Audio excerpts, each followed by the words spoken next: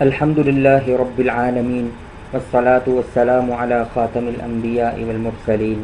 وعلی آلہ واصحابہ اجمعین وعلی کل من تبعہم بإحسان الی یوم الدین، اما بعد۔ تمام مجاہدین تحفظ ختم نبوت کی خدمت میں جاء الحق کی طرف سے السلام علیکم ورحمۃ اللہ وبرکاتہ۔ ایک دوست نے واٹس ایپ میں ایک ویڈیو کلپ بھیجا جس کے اندر قادیانی ٹی وی چینل پر ایک سوال کیا گیا جو مسیلمہ کذاب اور جنگ یمامہ کے بارے میں تھا، اور اس کا جواب دیتے ہوئے قادیانی مہا گرو جو غالباً سب سے بڑے مربی پاکستان میں اور جنہیں مفتی بھی کہتے ہیں یہ لوگ، چودھری مبشر کاہلوں صاحب، انہوں نے اس سوال کے جواب میں چند خلاف حقیقت باتیں کر کے دھوکہ دینے کی کوشش کی۔ تو اس پر چند گزارشات عرض کرنے کے لیے یہ چھوٹی سی ویڈیو میں بنا رہا ہوں۔ تو سب سے پہلے آپ وہ ویڈیو غور سے دیکھیے اور اس ویڈیو بنانے والے بچے کی شروع کے کمنٹس بھی غور سے دیکھیے گا، اور سکرین کے نیچے جو ٹکر بنایا گیا ہے اس ٹکر کو غور سے پڑھیے گا۔ یہ میں اس لیے کہہ رہا ہوں تاکہ میرے جواب کے اندر اگر آپ کو کہیں کچھ سخت الفاظ یا تلخی محسوس ہو تو آپ کے ذہن میں ہونا چاہیے کہ اس ویڈیو بنانے والے نے کیا الفاظ کہے اور اس کے نیچے ٹکر کے اندر اس نے کیا لکھا۔ اور الحمدللہ ہم باقاعدہ مستند حوالہ جات آپ کے سامنے رکھ کے یہ پیش کریں گے کہ قادیانی جو یہ لوگوں کو باور کروانے کی کوشش کرتے ہیں کہ حضرت محمد بن عبداللہ صلی اللہ علیہ وسلم کے بعد نبوت کا دعویٰ کرنا کوئی گناہ نہیں اور نہ مرتد ہونا کوئی بڑی بات ہے، وہ یہ باور کرواتے ہیں کہ نبوت کا دعویٰ کرنے والے کو قتل نہیں کیا جائے گا۔ اسی طرح وہ یہ لوگوں کو دھوکہ دیتے ہیں کہ مرتد کو بھی قتل نہیں کیا جائے گا۔ تو جب ان کے سامنے مسیلمہ کذاب یا وہ مرتدین جو نبی کریم صلی اللہ علیہ وسلم کے وصال کے بعد مختلف عرب کے قبائل مرتد ہوئے اور اس مرتد ہونے کی وجہ سے صحابہ کرام نے جو ان کے خلاف کارروائیاں کی اور انہیں قتل کیا، تو اس بات کا وہ جب جواب نہیں دے سکتے تو وہ بات کو اس طرف لے جاتے ہیں کہ نہیں جی ان کو اس لیے قتل نہیں کیا گیا کہ کسی نے نبوت کا دعویٰ کیا تھا، یا اس لیے نہیں قتل کیا گیا کہ وہ مرتد ہو گئے تھے، بلکہ انہوں نے اسلامی حکومت کے خلاف بغاوت کی تھی، فساد مچایا تھا، تو اس بغاوت اور فساد کی وجہ سے انہیں قتل کیا گیا۔ یعنی وہ یہ بتانا چاہتے ہیں کہ حکومت کے خلاف بغاوت کرنا یہ مرتد ہونے اور دعوی نبوت سے بڑا گناہ ہے۔ بہرحال اس پر ہم بعد میں بات کریں گے، پہلے آپ جس ویڈیو کی طرف میں اشارہ کر رہا ہوں وہ ویڈیو سنیے۔ السلام علیکم ورحمۃ اللہ وبرکاتہ۔ جی جی بالکل خیریت سے ہیں، فرمائیے انصار سے۔ میرا سوال یہ تھا کہ ایک شخص صحابہ کے زمانے میں اپنے آپ کو نماز بھی پڑھتا تھا اور اذان بھی دیتا تھا جو رسول اللہ صلی اللہ علیہ وسلم دیا کرتے تھے، مگر اس نے کہا کہ میں رسول اللہ ہوں، جیسے کہ حضور صلی اللہ علیہ وسلم رسول اللہ ہیں، تو اس پر تمام صحابہ نے اس کے خلاف جنگ کی، اس کی وجہ کیا ہے؟ دوسرا سوال یہ ہے کہ مرتد کے معنی کیا ہیں، ذرا سمجھائیں ایڈوکیٹ صاحب۔ تو اب مرتد اگر کچھ ثابت ہو جائے تو اس کی کیا سزا ہے اسلام میں؟ اچھا جی ٹھیک ہے، ہم ایسا کرتے ہیں کہ پہلا سوال جو انہوں نے پوچھا کہ صحابہ کے زمانے میں، خلفاء راشدین کے زمانے میں ایک ایسا شخص تھا جو نماز بھی پڑھتا تھا اور دیگر تمام ارکان پہ بھی عمل کرتا تھا مگر نبوت کا دعوے دار تھا، تو ایسے شخص کے خلاف انہوں نے کارروائی کی۔ جی اس سوال میں تھوڑی سی تاریخی غلطی ہوئی ہے، میں پہلے اس کی درستگی کروا دوں۔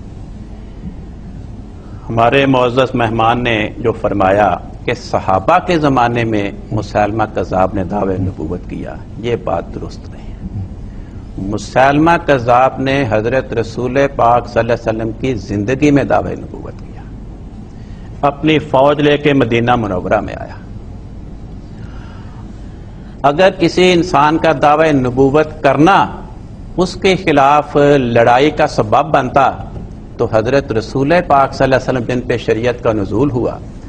جب اس نے دعوی نبوت کیا آپ کی زندگی میں، اسود انسی نے آپ کی زندگی میں دعوی نبوت کیا، بلکہ بخاری شریف کی حدیث ہے کہ حضرت رسول پاک صلی اللہ علیہ وسلم فرماتے ہیں کہ میں نے خواب میں دیکھا کہ میں نے دونوں ہاتھوں میں سونے کے 2 کڑے پہنے ہوئے ہیں اور میں نے ان کو پھونک مار کے اڑا دیا۔ صحابہ نے عرض کی یا رسول اللہ آپ نے اس کی کیا تعبیر فرمائی؟ آپ نے فرمایا اس کی تعبیر یہ ہے کہ 2 کذاب ہیں جو میرے بالمقابل نکلیں گے اور میں ان دونوں کے درمیان، ان میں سے ایک مسلمہ ہے اور ایک اسود انسی ہے۔ تو اگر کسی انسان کا دعوی نبوت کرنا اسے قتل کا مستحق بناتا، اس کے خلاف لڑائی کا مستحق بناتا، تو حضرت رسول پاک صلی اللہ علیہ وسلم اس کے دعوی نبوت کے بعد اندازاً میرا خیال ہے کہ 6 مہینے کے قریب دنیا میں زندہ رہے، تو آپ اس کے خلاف لڑائی کا اعلان کرتے۔ مگر آپ نے وہ جو اپنے ملک کا باشندہ ہے اس کے خلاف لشکر کشی نہیں کی، اس کے خلاف لشکر کی تیاری کا حکم نہیں دیا، بلکہ اسامہ بن زید کی سرکردگی میں روم کی سرحد پہ جانے کی لشکر کی تیاری کا حکم دیا۔ آپ مرض الموت میں بیمار تھے اور لشکر کی تیاری ہو رہی تھی، اسی اسنا میں آپ کا وصال ہو گیا اور وہ لشکر رک گیا۔ حضرت ابوبکر رضی اللہ عنہ جب خلیفہ بنے تو انہوں نے بھی یہ نہیں فرمایا کہ پہلے مسلمہ کذاب اور اسود انسی کے خلاف ہم لڑائی کریں، بلکہ اس لشکر کو بھجوایا۔ تو اس کے خلاف لڑائی کا سبب کیا بنا؟ اس کا دعوی نبوت نہیں، اس کی مسلح بغاوت۔ اس نے اپنے علاقے میں جو خلافت اسلامیہ کی طرف سے عامل مقرر تھا اس کو شہید کر دیا، جو زکوٰۃ کی وصولی کی رقوم تھی اور چیزیں تھیں وہ اس نے چھین لی، اور اس علاقے میں جتنے مسلمان تھے سب کو کہا کہ یا اسلام چھوڑ دو یا گردنیں کٹوا لو۔ تو جن لوگوں نے اسلام چھوڑ دیا وہ بچ گئے، جنہوں نے اسلام نہیں چھوڑا اس کی دھمکی کے نتیجے میں اس کو انہوں نے شہید کر دیا۔ تو یہ ہر حکومت کا فرض ہے کہ جو انسان اس کی حکومت کی حدود کے اندر لا اینڈ آرڈر کا مسئلہ پیش کرے اس سے وہ نمٹتی ہے۔ تو حضرت ابوبکر صدیق رضی اللہ عنہ نے اس کے خلاف اس لیے لشکر کشی کی، اس کے خلاف اور دوسرے لوگوں کے خلاف، کہ انہوں نے فوجیں تیار کر کے اسلامی حکومت کے خلاف مسلح بغاوت کی کارروائی شروع کی۔ کیونکہ رسول پاک صلی اللہ علیہ وسلم کی زندگی میں اس نے صرف دعوی نبوت کیا تھا، مسلح بغاوت نہیں کی تھی، اس لیے آپ نے اس کے خلاف کسی لشکر کا کے لیے مرزا غلام محمد قادیانی کی کتابوں کو پڑھو، ان مربیوں اور ان شعبدہ بازوں کی باتوں میں نہ آؤ۔ غلام قادیانی کی کتابوں کو پڑھو اگر تم قادیانیت کو اور اپنے دین کو اور اپنے مذہب کو سمجھنا چاہتے ہو، نہ تم اسلام کو سمجھتے ہو وہ کیا ہے، اور افسوس کی بات ہے کہ تم اپنی مرزائیت کو بھی نہیں جانتے کہ وہ کیا ہے۔ آؤ میں تمہیں مختصر طور یہ بتاؤں مبشر کاہلو کی اس دھوکے اور دجل و فریب کی طرف۔ مبشر کاہلو نے اپنی اس مختصر سی گفتگو میں پہلے تو یہ ایک بابر کروایا، اس نے ایک یہ کہا کہ مسیلمہ کذاب نبی کریم صلی اللہ علیہ وسلم کے زمانے میں اپنی فوج لے کر مدینہ منورہ میں آیا۔ اس سے اس نے یہ دھوکہ دینے کی کوشش کی ہے کہ جیسے وہ فوج لے کر تو ڈرانے کے لیے یا مدینہ منورہ پر حملہ کرنے کے لیے آیا تھا، حالانکہ ایسی بات نہیں ہے۔ احادیث کے اندر، روایات کے اندر صرف یہ ہے کہ وہ اپنی قوم کے بہت سے لوگوں کو ساتھ، بہت سے آدمیوں کے ساتھ ایک وفد کی صورت میں مدینہ منورہ آیا، اور وہاں آ کے اس نے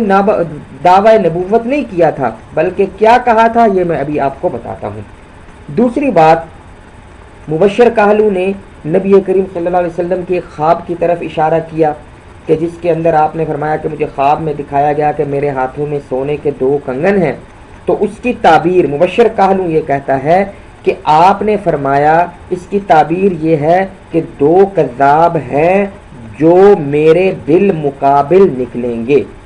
یہ بالمقابل کا لفظ مبشر کاہلو نے اپنی شاید قادیانی مرزائی الہام سے لیا ہے، کسی روایت حدیث کے اندر یہ لفظ نہیں ہے کہ میرے بالمقابل نکلیں گے۔ اور مزے کی بات، وہاں پہ جو لفظ ہے نا اس روایت کے اندر وہ لفظ ابھی میں آپ کو بتاؤں گا، اس سے مبشر کاہلوں کا سارا دھوکہ زمین بوس ہو جاتا ہے۔ بہرحال، اور تیسری بات مبشر کاہلوں نے یہ کی کہ جب مسیلمہ کذاب نے دعوی نبوت کیا تو نبی کریم صلی اللہ علیہ وسلم اس کے بعد تقریباً 6 مہینے زندہ رہے۔ یہ بات بھی تاریخی طور پر غلط ہے، جیسا کہ میں آگے تاریخ کے حوالے سے آپ کو بتاؤں گا کہ مسیلمہ کذاب نے جو دعویٰ نبوت کیا وہ نبی کریم صلی اللہ علیہ وسلم کے حجۃ الوداع کے بعد کیا تھا،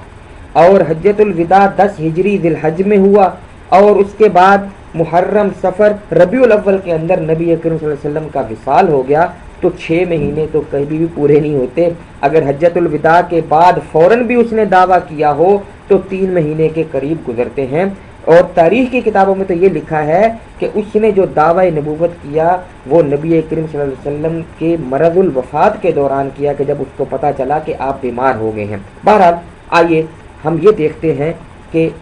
مسیلمہ کذاب کب مدینے آیا، اس نے وہاں پہ کیا کہا، اور اس نے دعوی نبوت جب کیا تو اس نے جو اپنے قاصد خط لے کر نبی کریم صلی اللہ علیہ وسلم کی خدمت میں بھیجے، ان قاصدوں کے ساتھ نبی کریم صلی اللہ علیہ وسلم نے کیا بات کی، وہاں سے ہمیں پتہ چلے گا کہ نبوت کا دعویٰ کرنے والے کو قتل کا نبی کریم صلی اللہ علیہ وسلم نے فتویٰ دیا یا نہیں دیا۔ یہ میرے سامنے صحیح بخاری ہے، اور یہ صحیح بخاری کا اردو ترجمہ ہے جو قادیانی جماعت جو ہے اس کا شائع کردہ ہے۔ یہ قادیانیوں کا صحیح بخاری کا اردو ترجمہ ہے، میں اس لیے یہ پیش کر رہا ہوں تاکہ کوئی یہ نہ کہے کہ جی اس نے عربی احادیث کا ترجمہ اپنی طرف سے کیا ہے۔ قادیانیوں کی ویب سائٹ پر صحیح بخاری جو ان کی کتب سلسلہ کے اندر حدیث اور تفسیر، وہاں آپ کو صحیح بخاری کا یہ اردو ترجمہ ملے گا۔ اس سے صحیح بخاری قادیانی اردو ترجمہ جو اس کا ہے اس کی جلد نمبر 7 ہے، اس کا صفحہ 114 115 اس وقت سکرین پر آپ کے سامنے ہے۔ اس کے اندر 2 روایات جن کو میں نے ہائی لائٹ کیا ہوا ہے، ایک روایت نمبر 3620 ہے اور ایک 3621 ہے۔ یہ 3620 روایت جو ہے اس کا خلاصہ یہ ہے کہ حضرت ابن عباس رضی اللہ تعالی عنہما روایت کرتے ہیں کہ نبی کریم صلی اللہ علیہ وسلم کے زمانے میں مسیلمہ کذاب مدینہ میں آیا اور کہنے لگا کہ نبی کریم صلی اللہ علیہ وسلم کو کہنے لگا کہ اگر آپ اپنے بعد خلافت میرے لیے کر دیں تو میں ان کا تابع دار ہو جاتا ہوں۔ یعنی کہنے لگا کہ آپ اگر اپنے بعد میرے خلافت میرے لیے میرے حوالے کر دیں، میرے لیے خلافت کا اعلان کر دیں تو میں آج ہی آپ کی تابع داری قبول کرتا ہوں۔ اور وہ اپنی قوم کے بہت سے لوگ لے کر مدینہ آیا تھا، یعنی اپنی قوم کے، یہ نہیں ہے کہ وہ کوئی لڑنے کے لیے فوج لے کر آیا تھا، اپنی قوم کے بہت سے لوگوں کے ساتھ مدینہ آیا تھا۔ تو نبی کریم صلی اللہ علیہ وسلم نے اس کی جب یہ بات سنی تو آپ کے ہاتھ میں ایک چھڑی تھی، ایک کھجور کی ایک چھڑی تھی، تو آپ وہ مسیلمہ اور اس کے ساتھ جو لوگ آئے تھے آپ ان کے پاس سامنے کھڑے ہوئے اور آپ نے اس سے یہ کہا کہ تم مجھ سے خلافت مانگتے ہو، وہ تو دور کی بات ہے، تم مجھ سے یہ لکڑی کا ٹکڑا، یہ یعنی کھجور کی ٹہنی کا ٹکڑا بھی مانگو تو میں یہ بھی تمہیں نہ دوں۔ اور آپ نے فرمایا کہ اللہ نے جو بات تمہارے لیے مقدر کیا تم اس سے آگے ہرگز نہ بڑھ سکو گے، اور آپ نے فرمایا کہ میں تمہیں وہی دیکھتا ہوں جو مجھے تمہارے متعلق دکھلایا گیا۔ یہ ہے اس کے مدینہ منورہ آنے کا ذکر، اور یہاں اس نے کہیں بھی نبوت کا دعویٰ نہیں کیا بلکہ وہ یہ کہہ رہا ہے کہ آپ اپنے بعد خلافت میرے نام کریں۔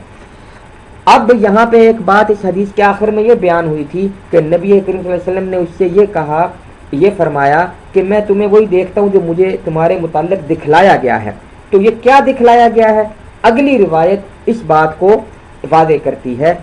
حضرت ابن عباس ہی فرماتے ہیں کہ مجھے حضرت ابو ہریرہ رضی اللہ تعالیٰ عنہ نے یہ فرمایا، یہ بتایا، یہ خبر دی کہ نبی کریم صلی اللہ علیہ وسلم نے فرمایا کہ میں سویا ہوا تھا تو میں نے اپنے ہاتھ میں خواب میں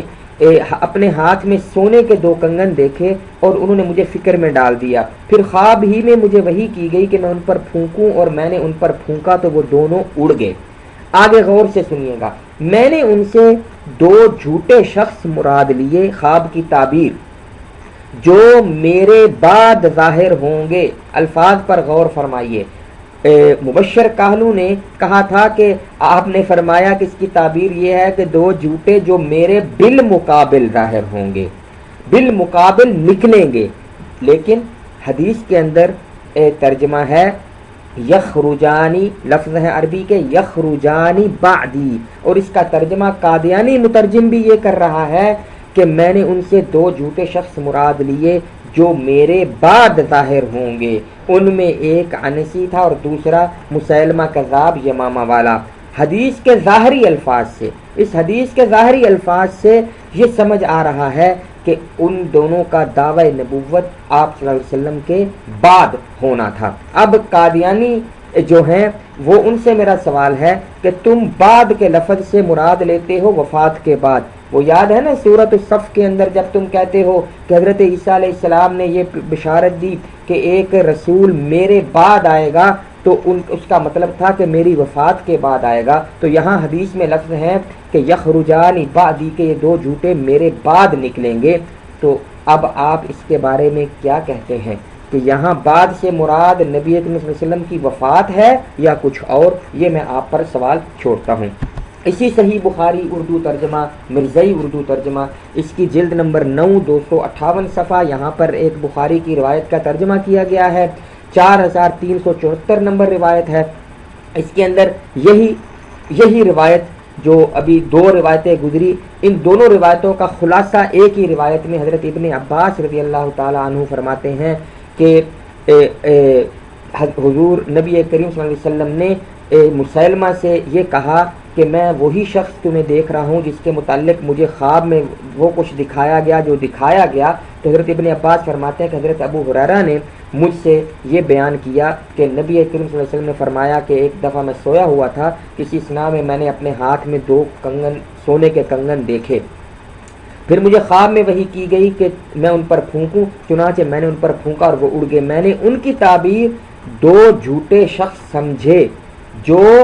میرے بعد فَأَوَّلْتُهُمَا كَذَّابَيْنِ يَخْرُجَانِ بَعْدِي. اور ترجمہ کرنے والا بھی یہاں بالمقابل کا ترجمہ نہیں کر رہا، کہتا ہے شخص سمجھے جو میرے بعد ظاہر ہوں گے، ان میں سے ایک انسی ہے اور دوسرا مسیلمہ. تو اب اردو کے اندر جب یہ کہا جائے میرے بعد ظاہر ہوں گے تو قادیانی، مبشر کاہلو اور اس مائنڈ روسٹر میر بچے سے میرا سوال ہے کہ یہاں پہ بعد میں نکلنے سے کیا مراد ہے؟ وفات مراد ہے یا کچھ اور مراد ہے؟ آگے یہی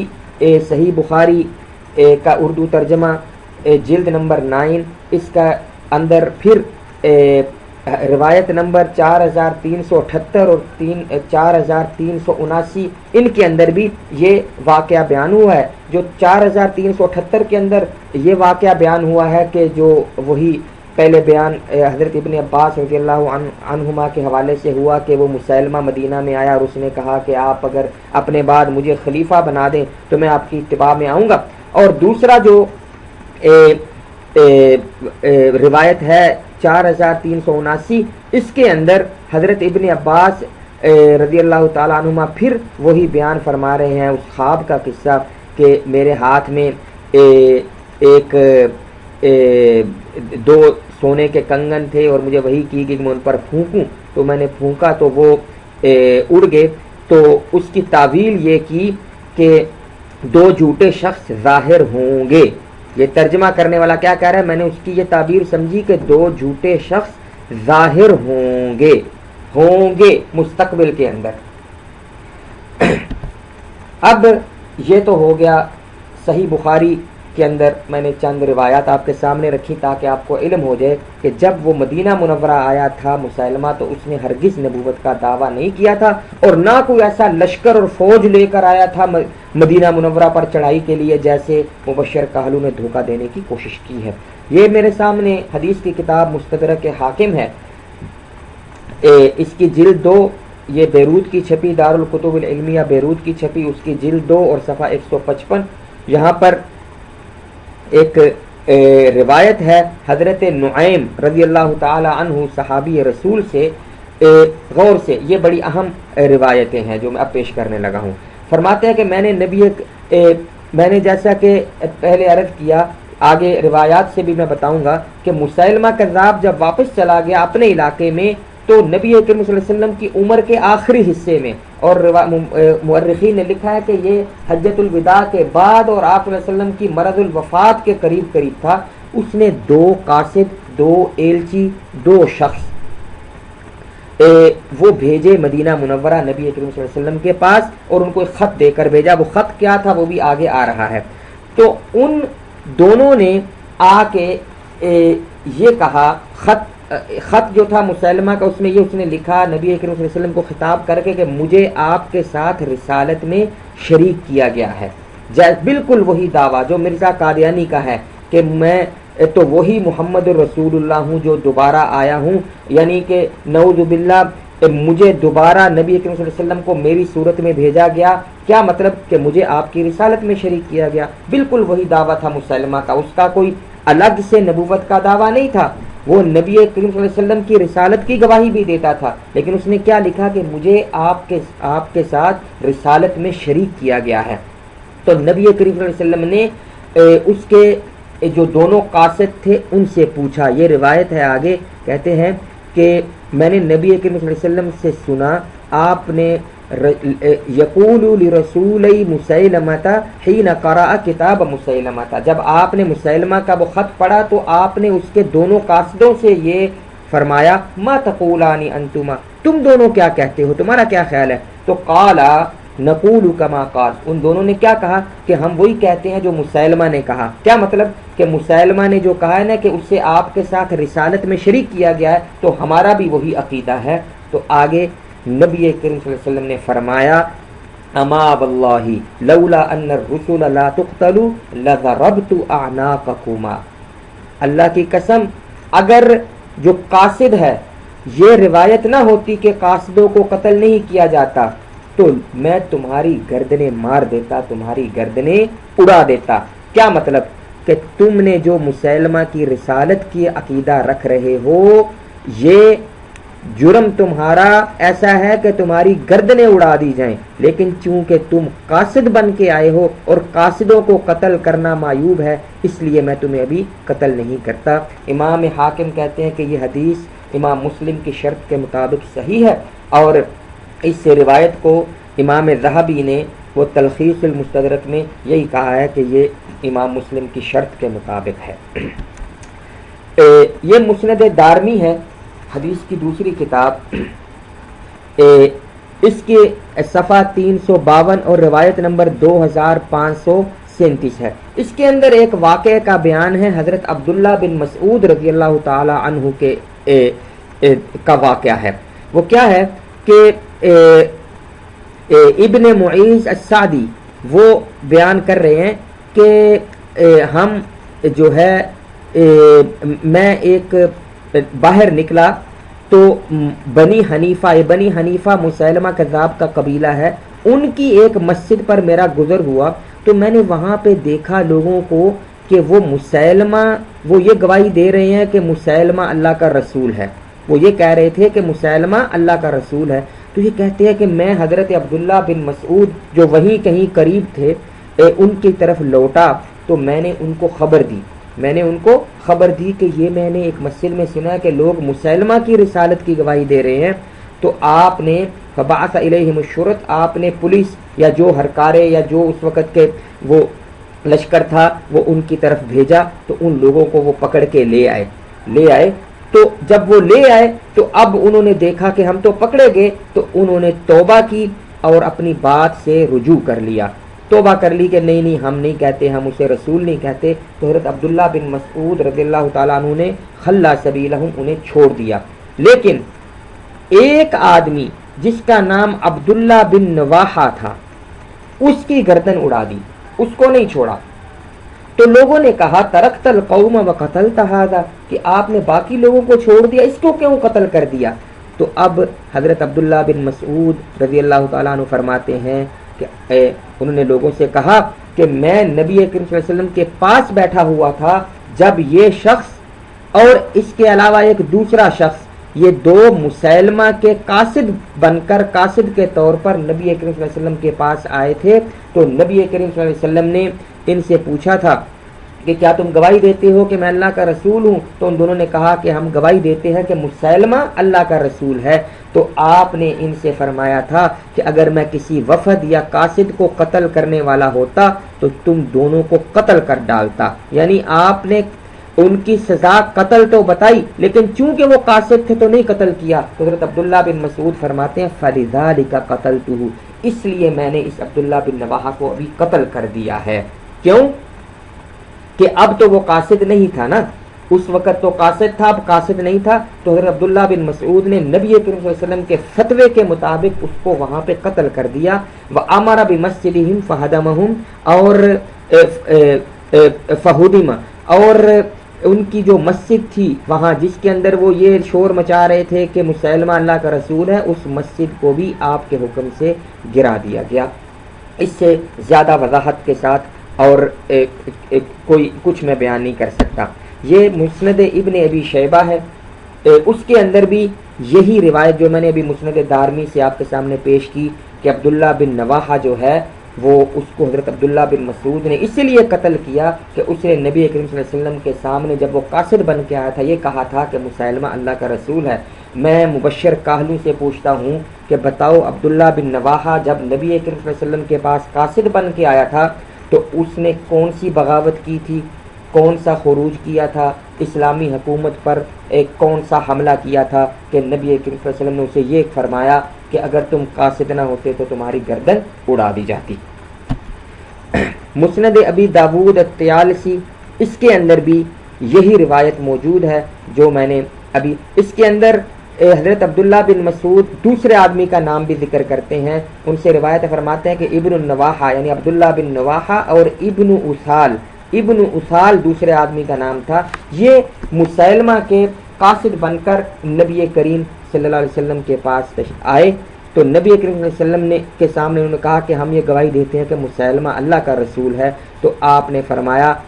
کہ اگر میں قاصد کو قتل کرنے والا ہوتا تو میں تم دونوں کو قتل کر دیتا۔ تو آگے عبداللہ بن مسعود فرماتے ہیں کہ اس سے یہ سنت جاری ہوئی، یہ طریقہ جاری ہوا کہ قاصدوں کو قتل نہیں کیا جائے گا۔ پھر فرماتے ہیں کہ ابن اسال جو ہے فقد کفان اللہ، اللہ تعالی ہماری طرف سے اس کے لیے کافی ہو گیا، وہ پہلے قتل ہو گیا تھا۔ واما ابن النواحہ، اور عبداللہ بن نواحہ فلم یزل فی نفسی، وہ میرے دل میں کھٹکتا رہا، حتی امکن اللہ تعالی میں، یہاں تک کہ اللہ نے اس پر مجھے قدرت دی، اس طرف اشارہ کیا کہ وہ میرے دل میں کھٹکتا رہا کہ میں نے اس کو چھوڑنا نہیں ہے کہ اس نے مسیلمہ کی رسالت کی گواہی دی ہے، تو اللہ نے جب مجھے اس پر غلبہ دیا تو میں نے اسے قتل کر دیا۔